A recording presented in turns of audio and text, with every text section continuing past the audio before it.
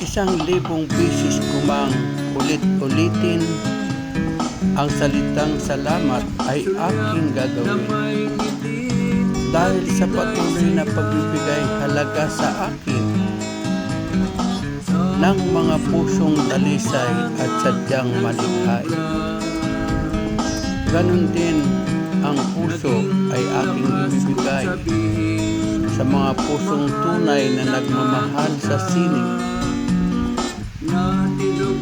Dahil sa puso niya ay tiyak nasasaling ang may masterpiece nitong buhay, Diyos na lumikha sa atin.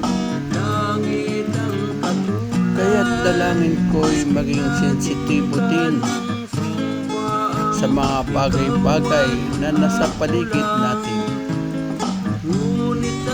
na kung ang tatanungin pusong malikhain, lahat ay may halaga kung pag-uugnayin. Gaya din ang bawat relasyon, lalong tumitining kung sa bawat salita, galaw ay kaakibat din. At bawat pakiramdam, higit na umiigting